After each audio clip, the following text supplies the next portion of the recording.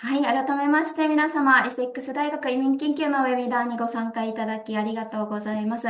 本日ご参加いただいているのが、エセックス大学の教授ですね、カルロス教授と、大学の担当官のアイシャさんが参加していただいております。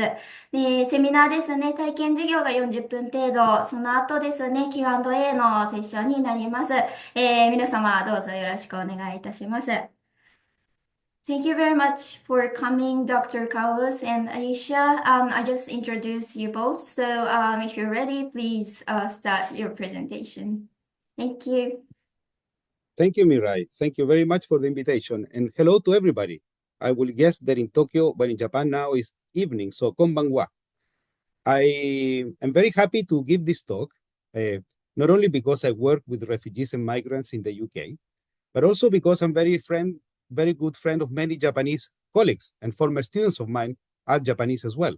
So I'm very happy to be with you today. So today I'm going to present divided in two parts. One, I'm going to discuss some of the big issues in relation to refugee support, refugee integration, refugee issues, and migration.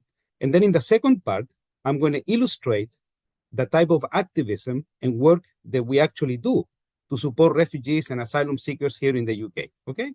So I think it's important when we discuss these issues to be able to integrate thinking with action.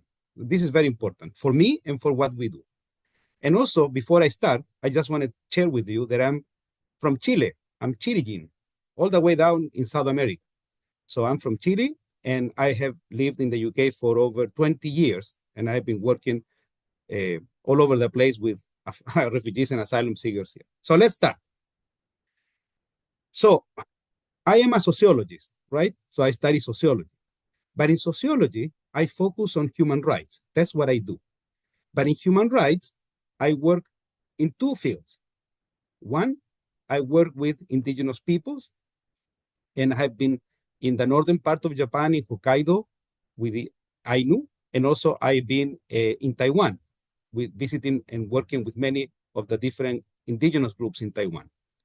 And at the same time, I have worked in the South Pacific, in particular in an island called Rapa Nui Island, or Easter Island. But I'm not going to talk about that today. And the second area that I work is in relation to migration, in particular in relation to asylum seekers and refugees in the UK. So my concern in life and professional is human rights, that I work with indigenous peoples. That's not what I'm going to talk today, and human rights in relation to asylum seekers and refugees.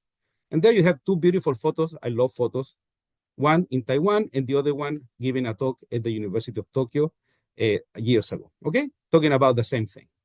And also you need to know, I am the Deputy Director of the Center for Migration Studies here in Essex, and the Director of the Masters in Migration Studies. So I'm always involved in all of this, and I really combine research and activism, research and practice. And this is what I want to share with you today. And you will see that I get very enthusiastic, so I can speak very fast. I'm going to try not to speak so fast, but I guess the images are going to help us understand what I'm trying to say. And also, before I start, I want to say that today, I'm going to present this exactly as I present to my students here in Essex. So also you have the flavor and experience of seeing how an academic lecture actually works in the UK. Okay, let's get into business. Well, so obviously today in the entire world, and Japan is no exception to that, the UK certainly is not, we are concerned about refugees, asylum seekers, and migrants, okay? So this is something that really, really concerns countries all over the world. Also, we know that there is a lot of political debates about asylum seekers and refugees. There are a lot of prejudices. There is a lot of misinformation. There are a lot of human rights issues related to how we treat refugees, asylum seekers, and migrants. So when we start working on migration studies, what are we trying to do? First of all, we're trying to understand why people migrate. They can be for economic reasons, like economic migrants, or it can be because they're forced to flee, because they fear for their safety. Those are refugees and asylum seekers. right? So in migration, we try to understand, migration studies, we're trying to understand what drives people to move away. Japan has a beautiful history of migration from Japanese who move to South America or the United States or Canada. In South America, we receive many millions of migrants, and also we have exported migrants elsewhere. So migration is an issue around the world. There's no country exempt from that. Obviously, we try to understand the international treaties, human rights law that looks at the way to protect asylum seekers and refugees and migrants all over the world. We're trying to understand how countries receive migrants, receive refugees and asylum seekers, the policies, the different strategies, if they're more strict, they're not more strict, how that actually works. And we're trying to understand how migration and refugees connect with the market, the employment market, and how they integrate or not in relation to that. But more importantly, we try to understand the experiences of refugees, asylum seekers, and migrants when they move to another country and see what happens with them. All the photographs that you're going to see in these slides are from events that we have organized with migrants, with stakeholders, with students in relation to these events, okay? So migration studies tries to look at macro factors like what factors push people away, and also we're trying to look at micro factors, meaning how do asylum seekers, refugees, and migrants experience in their everyday life the fact that they live in a different country. So sociology of migration covers all this number of different fields. How do we do this? Well, anyone who studies migration studies has to learn research skills. And there are two types of research skills. Qualitative research skills, that means we need to be able to learn how to interview people, how to organize focus groups, because that gives us a sense of their experience. But also quantitative methods, meaning we need to look at statistics. How many migrants, how are they integrated to the labor market, what are the patterns of discrimination, etc., etc. So sociology of migration really looks at migration, but it needs to develop methodologies. When you study migration, you're going to learn one or the other. Also, very important is this. When sometimes we're driven by compassion, and that is a really good thing. We're driven by political ideas, good thing. We're driven because we care about other people, excellent. But it's very important to understand that when you work with any group of people, in this case, migrants, refugees, or asylum seekers, it's important to remember that they themselves are the subject of rights and that they have a right to participate in any project that we do with them, not without them. This is so important. And in migration, we cover a number of different fields, as you can see in the screen, that are interest for all of us, you know, from multiculturalism to race, to integration, citizenship, identity, and so on and so forth.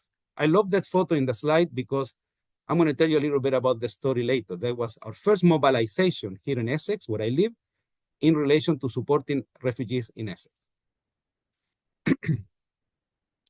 So, what do we know about refugees and asylum seekers? Well, let me tell you something straight away. This I tell all my students. What is the difference between refugees and asylum seekers? Well, you need to remember this.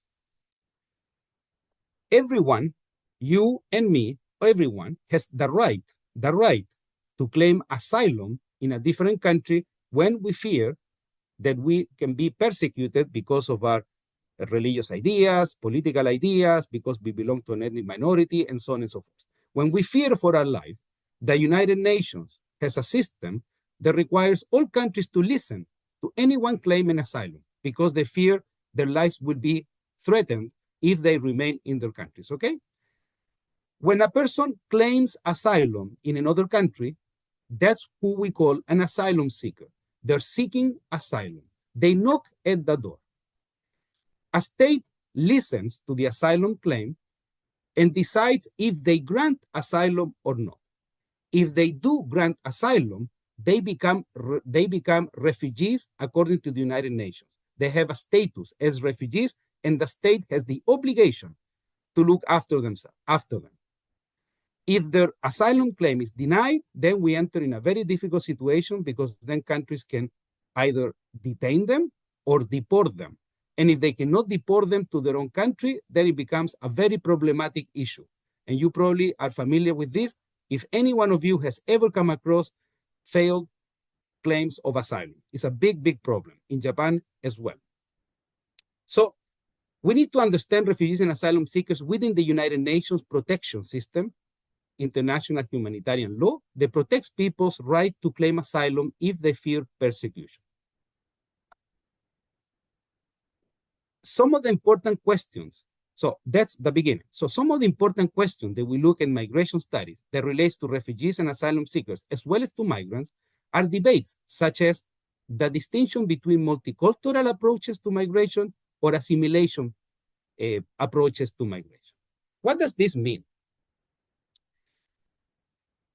The question is this: what do we do when we have people coming from other countries to our own country? How do we welcome them? How do we integrate them? And there have been two basic approaches. One is what we call assimilation, the most established one, meaning we want them to become like the majority. So basically, the entire process of integration goes through a very strong process of assimilation. A very good example of this is the United States, a country formed by migrants where they develop a very strong assimilation project so people can become Americans, regardless if they come from Japan, China, Chile, Brazil, Mexico, Germany, Ireland, England, wherever. First and above all, they become Americans, all right? So this is a very strong process of assimilation. Basically, what matters is to create a new identity. And multicultural approaches, such as the one developed by Canada, and to an extent the UK, but the UK now is moving back from that, is multiculturalism, meaning we welcome people from everywhere in the world, and we don't want them to lose their cultural identity, right? So they will will have a space to develop their own cultural identity within this country where they live. You see the difference? One is trying really to make migrants like us, and multicultural approaches respects migrants' right to keep their own traditions, cultural beliefs, religious beliefs, and so on and so forth. And of course, you can imagine all of these debates about migration policy are highly political, and many, many difficulties happen because of these discussions. The question will be, is a state happy to welcome migrants? And if they're happy to welcome migrants, how easy is it for migrants to become citizens? How easy is for migrants to feel they belong to that particular country? This is a question that we can ask in Japan, in England, in Chile, in Brazil, anywhere. Another very important question in relation to migration is related to race and ethnicity. Why is it that some countries welcome some refugees or some migrants better than others? Sometimes there are issues about race, sometimes there are issues about ethnicity, sometimes there are issues related to religion. Some countries welcome migrants that are more similar to mainstream culture than others. And so this is very problematic. Then questions that are very important. Once migrants are established in another country, and they have children, first generation migrants, second generation migrants, third generation migrants. To what extent the host country recognizes them as Japanese, as English, as Chilean, as Brazilians, as Chinese? Or is there always an issue about, even though they have been born in the country, they speak the language, they have lived all their lives there, also sometimes there is an issue that even then, main society doesn't recognize them as belonging to what we describe as our nation. That's a big, big discussion. In the UK, this has been very problematic in relation to that. Another issue, and this one is where I'm going to go later, is about social integration. Because one thing is to welcome refugees, one thing is to welcome migrants, but then how does the state and civil society helps them to integrate? Because obviously migrants themselves, refugees themselves, want to integrate. So they will have to take initiatives in relation to that. But it's not enough sometimes. So how we facilitate this? How we build bridges so they can feel incorporated into mainstream society? And these are really important questions. I work a lot on this, and many of my students are interested in this discussion. So what does it mean to be a Brazilian migrant in Japan? What does it mean to be a Korean migrant in Japan? What does it mean to be a Jamaican migrant in the UK or a Syrian migrant in the UK? What does it mean to be somebody from Colombia who migrated to Chile or somebody from Venezuela who migrated to Panama? You see, those questions are very important. How do we integrate them to the labor market, to the educational system? How do we integrate them to the way we discuss who are we as Japanese, Germans, British, Canadians, and so on and so forth? An area that is very interesting here in sociology of migration is in relation to children. How do children go through the process of integrating into their host society? And as I mentioned before, maybe they are born in a country. Maybe their parents are born in a country, but still they have to face obstacles, sometimes discrimination, because they don't conform to the stereotype of who is the main nationality, okay? This is something very interesting for many, many people. And finally, I want to highlight this. When we look at social integration, there is one dimension that we don't have to forget, the notion of human rights. How does this work? Anyone who works as an activist with migrants or refugees knows there are two very important ideas that we need to develop. One, it has to do with the human rights of those people that we're trying to work with. The second one is how do we facilitate their social integration? Now, what does it mean when we talk about human rights of refugees, asylum seekers, or migrants? First of all, I mentioned it. Everyone has the right to claim asylum, you and me, always. It's a universal, fundamental human right. Everyone has a right to claim asylum.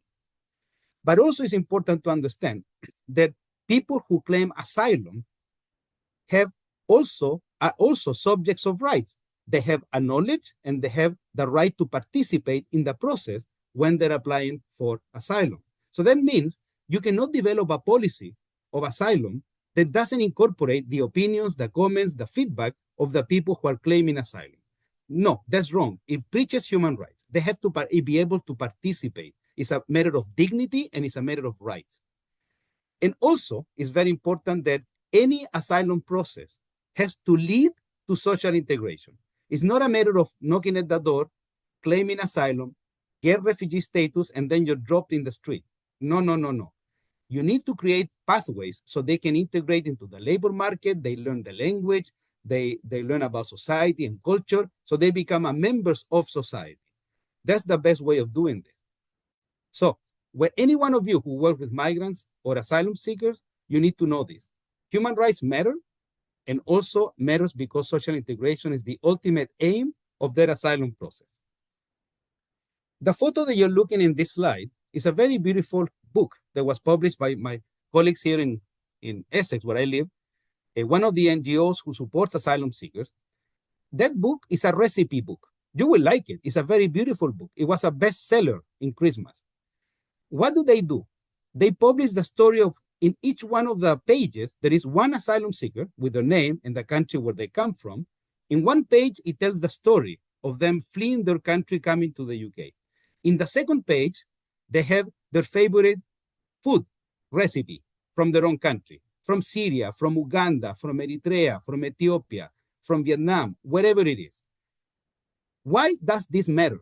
Because basically that book is a beautiful idea to promote awareness about the cultural identity and contributions of asylum seekers to British mainstream society. And what a better way to do that than by putting a face, a name, a story, and a recipe. I think this was brilliant. So, on that note, let me check the time. I don't want to talk too much. Only 10 more minutes. Bear with me. So, I already mentioned, when we study migration, we look at all those dimensions that I mentioned before. So, in the second part of my presentation, I'm going to tell you a story. The story of how we did it here in Essex, how we supported refugees from 2015 onward, okay? Well, let me tell you something. I told you I was working with indigenous people, and I still do in many parts of the world. I was not working with asylum seekers and refugees. But in 2015, something happened. The Syrian civil war happened. And when that war happened, many of students in Essex were from Syria, and many Syrians were living in the UK. And many Syrians fled Syria. So suddenly, a mobilization of people started to get together to try to support Syrian refugees in the UK or elsewhere. And in that context, students, staff, community members, everyone came together, school children, parents, etc. Many different organizations come together, and we try to facilitate first that the UK can welcome refugees from Syria, and then once they're here, we can facilitate their integration into society by helping them to find accommodation, go to the doctor, finding schools for the children, establish community events so they can know people from the local community, and the local community can get to know them to facilitate their integration. Very, very important. And we did it with no funding. We just raised the funds ourselves, right? So we did this in a very active way. Important about this was about social integration. We wanted them to feel welcome, to be part of us. It wasn't easy because we needed to convince the British government to allow Syrian refugees to come here. We needed to convince the local municipalities to allow them to come to our communities. And once they're here, we needed to support them. So this is a story. So all of these people started to get involved, right? Students, staff, community organizers, and I organized debates and seminars in Essex, the Think Seminar series, where I invited speakers and people to talk and raise awareness and all of that. And of all this movement from 2015 onwards, many things happened. This is what is beautiful about work and activism. Sometimes you start with nothing, just with your heart and your desire. But then this can lead to important changes. And what things happened after we got involved with this? Well, we created the Center for Migration Studies, that I'm the deputy director. We organized networks and fundraising campaigns. Essex became a university of sanctuary in the UK, and we created a system of scholarships for asylum seekers. All of this happened because we started to work together with other people. First, the Center for Migration Studies. It isn't enough to do just activism. As an academic, we believe, me and my friends, that we needed to have something more systematic so we can understand, explain, and also instruct students into these different dimensions of migration, including refugees. So, three things. Number one, the Center for Migration Studies brings together research. Secondly, so different colleagues who work in different fields. Secondly, we created a master's and an MSc in migration studies and a PhD. And finally, we got involved with the community in many different levels, organizing events, hosting events, bringing organizations to campus so they can work here, and so on and so forth. So we have a very good partnership on that.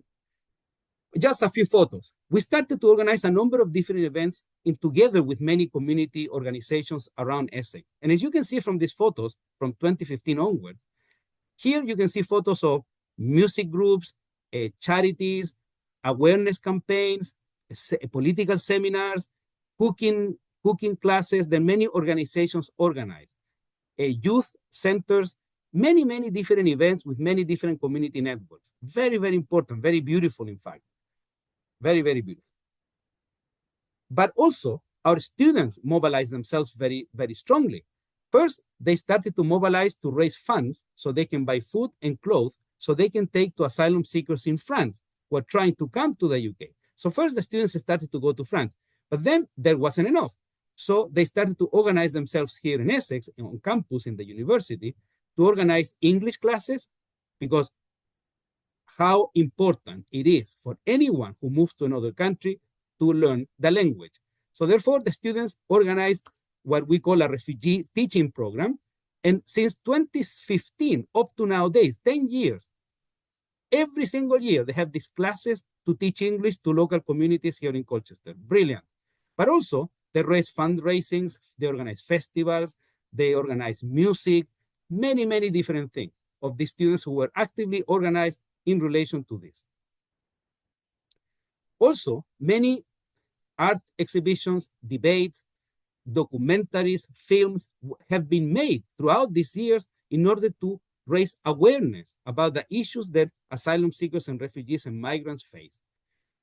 Remember, when you're an activist, it's not only a matter of helping someone, but it's also a matter of raising awareness about the issues behind these the people who are affected, right? So art, films, documentaries, literature, all of them are very important means to socialize these issues in the wider community. Very, very important.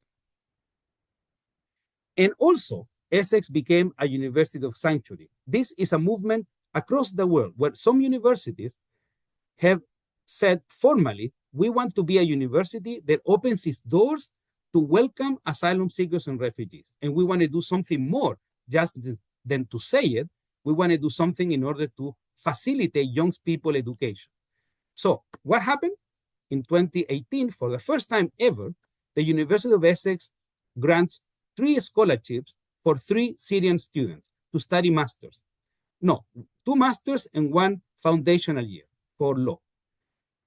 And this was only because students mobilized themselves and organized themselves, and they went to the university management to discuss this possibility, because they felt that why some young people who came to the UK didn't have the chance to study university, so they mobilized themselves. And since then, we give every year 2 scholarships for master students who are asylum seekers. Think about this. The scholarships goes to students who are asylum seekers, meaning they haven't been granted asylum in the UK yet. That is a very significant step. We're not the only university. Many universities in the UK do this, but it's so important. And you can see how these scholarships changes the lives of people, because it allows them to study, to acquire academic tools, and then they will become professionals. Them and their families will become much better integrated into society through these skills. So instead of demonizing, stereotyping migrants or refugees, we give them the tools so they can become part of the community. So in that sense, I cannot be more happy and proud of so many students that through this year have studied with us. We provide migration courses for our undergrad students. Obviously, I teach this to my undergrads and my colleagues too. But also we have a master's in migration where the students do internships. Also, we had some Japanese students coming to this master's. And here you can see some photos and some friendly faces that tells you about that. And also we have PhD students that is more demanding, and it takes many more years also, who focus on migration or asylum seekers in different ways. So we have a long story of people and friends and communities that when they come to Essex, we become part of the same community between academics, students, migrants, and organizations that support migrants. And I think this is a really good way of organizing yourself if you want to do something about it. Because sometimes, maybe some of you know, it can be very lonely and frustrating when you're advocating, when you're trying to fight for the rights of others. But when you are with other people doing the same thing, then it becomes more strong. So that's my presentation, and I just want to say arigato gozaimasu. And any questions, you can ask Mirai in Japanese, and she can translate to me, or by chat, and then Mirai translates to me either. Okay? But you know, I speak very fast, but I'm very enthusiastic because this is very important for all of us. So, arigato gozaimasu. ありがとうございました。Thank you very much for your interesting lecture, Dr. Carlos. I'm sure Essex University is a great place to study migration studies, and the student can have wonderful experiences at the university. Let's move on to the Q&A session. And I just sent a message to all the attendees that if there is any question, they will ask questions in the chat box or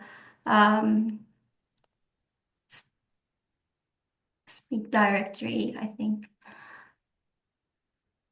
皆様、ただいま Q&A セッションのですね、セクションに入りました。もしですね、何かご質問あれば、こちらのチャットボックスにですね、記入をいただくか、もしくはミュート外していただいてですね、ご質問いただければ幸いです。はい、Y さんありがとうございます。いろんなですね、質問を受けたまっておりますので、ぜひぜひ気になることがあればですね、ご質問いただければと思います。While waiting questions from students, I have a question about the internship the student can do while they're taking their master degrees. Could you please give us some examples? Yeah, of course. I'm going to put this photo there because some of those photos are students doing internships. Yes, if a student does the master's in migration, as you know, in the UK, the master's is 1 year long, right? So in the summer term, so they do one term, a lot of teaching and seminars and assignments. Second term, the same thing. The summer term that is long, they don't have any more seminars or teaching. So if they want, they can do a short internship in one organization that work with us, okay? So they will work minimum for a month, once a week, 8 hours a week, because of course we need to make sure that they study, that the students study. Now, if they do well in the internship and they do well with their studies, they might do this longer. So in this photo, some of the students who did the master internships, some of them did it for 3 months, right? Sometimes they did it twice a week. But it all depends on how well they're doing with their studies, and I always keep an eye on that. And when they go to these organizations, what do? Well, they work in anything they can help their organization. So the students learn firsthand how these organizations support asylum seekers and migrants in the UK, what is very, very important. These are unpaid internships, they're not paid, but it's only a few hours a week. If they want to do it, they just talk to me and I'll arrange this to happen. Wonderful. Thank you for the explanation. Okay, we got the question in the chat box. Mm-hmm.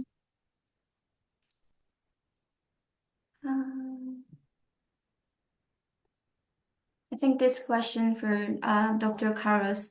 Can you see the chat box? Yes, I'm looking at the first question. Yes. Thank you. Let me see. Let me read it. Yes, very important when you mention, it shows that you understand this. Yep. There is a question, and it talks about the notion of home and house in order to understand refugees' experiences. Absolutely. We have a colleague here in Essex, Professor Renos Papadopoulos, who is very, very important, who has been very influential in terms of welcoming refugees theory and studies, who argues that it's very important when you work on social integration to facilitate that refugees somehow recreate the feeling of home in their destination country, because they're living like in the air somehow. They had their homes. Those homes, for some reason, were destroyed and they had to escape. So the process of integration is about helping them to recreate a sense of home, of belonging to a place. That's what you said in the second part. And this is so, so important in international humanitarian interventions. How to facilitate the sense of home, of place, of belonging. Because without a sense of home, refugees or migrants are going to feel completely isolated from society. They need to put roots, and that's the sense of home. Very good question, very good point. Let me see. Yeah. Yeah, very important, because, whoever is asking this actually knows very well how it works.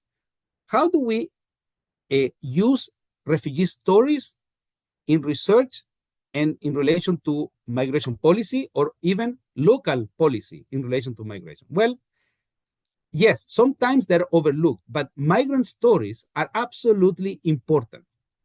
They're important for a number of reasons. Number one is probably the person who writes this knows. Migrant stories are important because they give a sense of dignity to the person. You tell your story. So that gives you, you are a person with a name, with a family history, with a country, with a cultural heritage. You have a story to tell. It's important for anyone in psychosocial studies to tell who you are, that you have a space to say that. Secondly, it humanizes migrants and refugees, because often governments are talking about numbers, and they fail to recognize that behind the numbers, there are stories. So in migration studies, we always try to bring those stories to light. And when we do research, those stories have to be mixed with policy. And I think that is a really important point. That is the kind of question that we raise in our migration, in our masters. So very good question. We don't have to ignore storytelling. It's a very important qualitative methodology for research. Thank you for that question, by the way.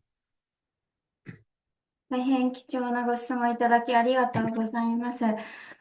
今ですね、教授の方からご回答させていただきましたが、もし追加でご質問でしたりとか、何かコメントあれば、ぜひいただければと思います。で、他の方もですね、もしご質問、日本語でも受けたまってますので、聞かれたい内容あればですね、ぜひご質問いただければと思います。There is a question in the chat in Japanese, but I don't know. No, maybe it's you. No, actually, this is no, it's you, it's you, it's message you. I Yeah, sent. Yes. I can see. We often get a scholarship question from students. Do you have any scholarship Japanese student can use? Good question. Yeah, obviously that is the most important question because I was once an international student and I did my master's in England, but without a scholarship, I wouldn't have been able to do it. It took me 3 years to get a scholarship. Well, unfortunately, the United Kingdom doesn't have scholarship for master's students.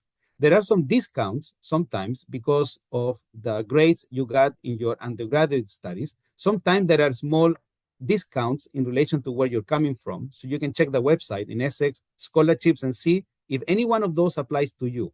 But unfortunately, we don't have. The only one that exists is when you apply to the Chevening scholarship. It's run by the British Council, okay? So only this morning, I talked to 2 students who are applying to the Masters in Migration, and both of them were shortlisted for the final interview for Chevening. Yeah, that's the only one. You need to check Chevening page. There you are. So we have a 4,000 discount for Japanese students. Okay, that's something. Yes, Also, in the past, if I remember well, we had a couple of students from Japan who got scholarships from the Rotary scholarship in Japan. Also, we have 2 like that. Thank you very much, Dr. Carlos. 今、教授からお話ありましたが、チーブニング奨学金でしたりとか、ロータリーですね、財団のスカラーシップ奨学金、あと、エセックスの方でですね、今ちょっとチャットボックスの方で共有ありましたが、アカデミックエクセレントの、大学院向けのですね、奨学金がございまして、こちらが、4000ポンドの奨学金になります。はい。で、また、グローバルタレントスカラーシップというものがありまして、一応2025年ですと、締め切りちょっと迫っていてですね、5月の31日までになりますが、50% の授業料の、割引っていうのがされるものもありますので、ぜひ皆様ですね、セックス大学ご興味あれば、今リンクがチャットに、送られましたので、見ていただければと思います。Thank you very much, Aisha, for sending the information. Yeah. 皆様、他にご質問なければ、本日の Q&A セッション終了となりますが、またご質問ありがとうございます。Actually, we got another question in the chat box. It's from Okay. Student I. Let me read.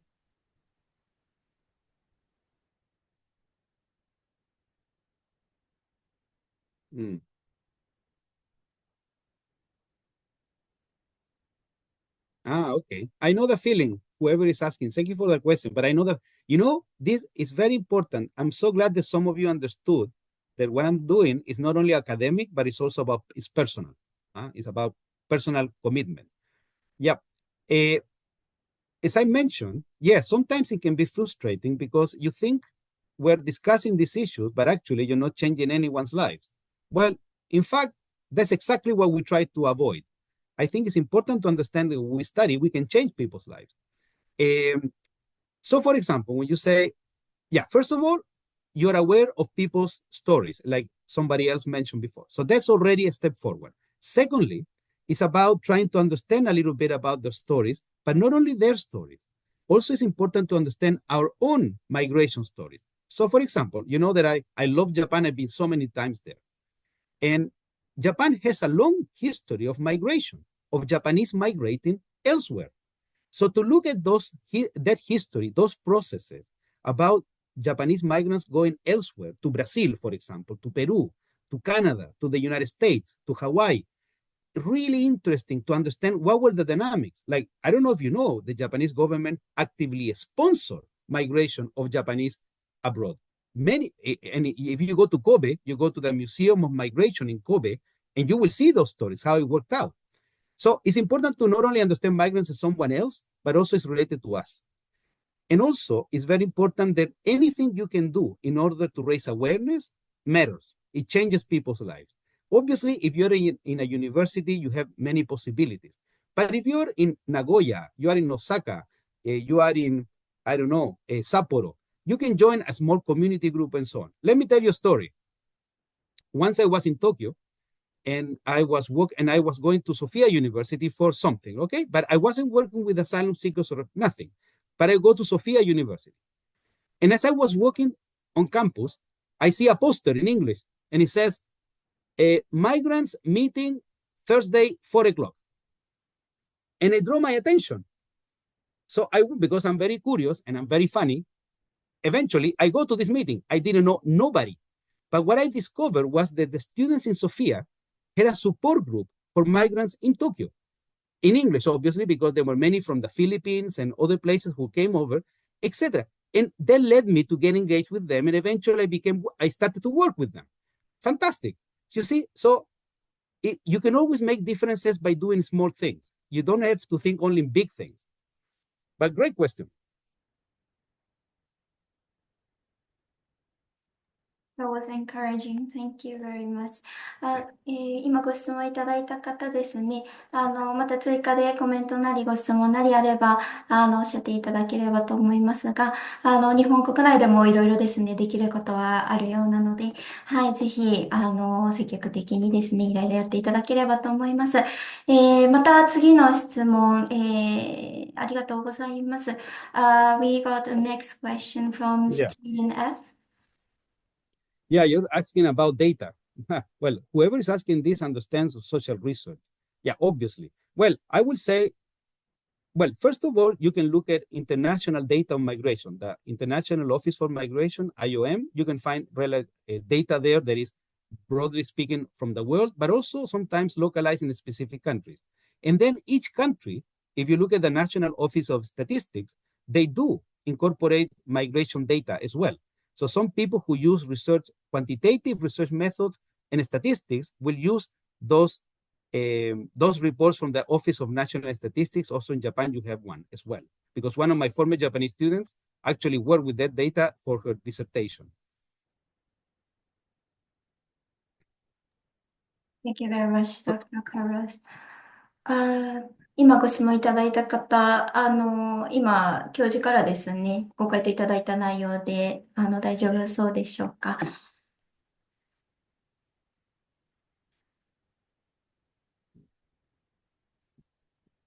Today we got a good questions, actually. Thank you for answering, student Yes. and the message. 皆様、他にご質問ございますでしょうか？こういった機会、貴重なものになりますので、もしですね、何かしら結構パーソナルな内容でしたり、聞きたい内容あればですね、ご遠慮なくおっしゃっていただければと思います。I'm writing a message myself. I'm not very good writing messages, but anyways, I'm trying. Carlos is not very technological. I'm very funny though. Thank you.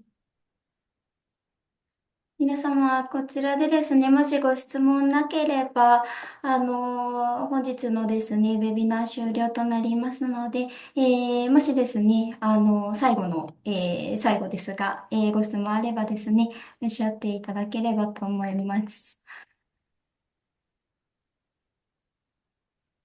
I think everyone is happy with actually, we got the next question. Okay. It's a short question. What do you think about Japan's immigration system? Two of my former Japanese master students in migration wrote dissertations about that question.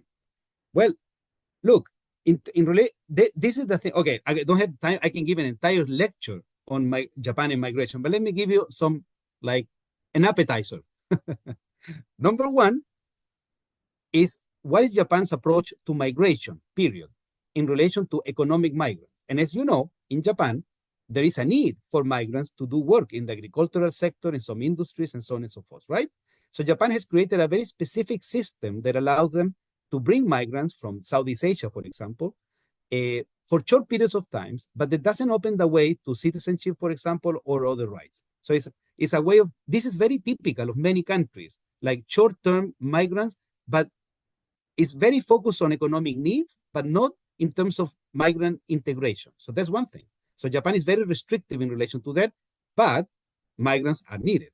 And secondly, is in relation to refugees. And as you probably know, Japan is not very happy to bring refugees to Japan. So what they actually do is a different system. Japan is one of the main contributors in terms of money to the United Nations Refugee Agency, big time. So in order to support refugee camps in Jordan, in Turkey, anywhere where they are, right? It's a big, big fund the Japan government does in order to support refugees in those camps. And that is a really good thing. But obviously, it's very restrictive in terms of allowing people to claim asylum in Japan. And any one of you who knows this knows that Japan doesn't give many asylum claims at all, like very marginal, very small. And the problem is that some people are trapped into the asylum process system for a long period of time. And that is very problematic.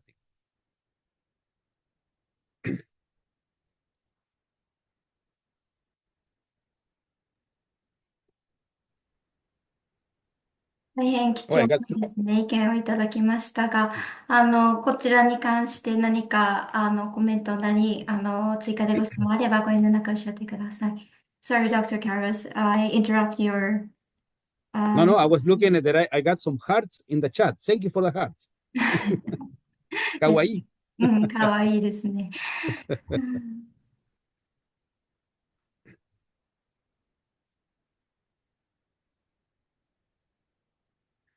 I think that's all for now. If anyone has a question later, can we just contact you about the... Yeah, that's my email. Send me an email. Anybody who wants to email me, email me. I'm always reply. Thank you very much. 皆様、今、プレゼンテーションの最後のところにですね、ドクター・カルロスの、連絡先がございますので、もしご質問とですね、今日のちょっとセミナーで、なかなかできなかったっていう方はですね、直接ご連絡いただければと思います。皆様、もう大学に関して等も含めてご質問なければ、本日のウェビナーは以上とさせていただきます。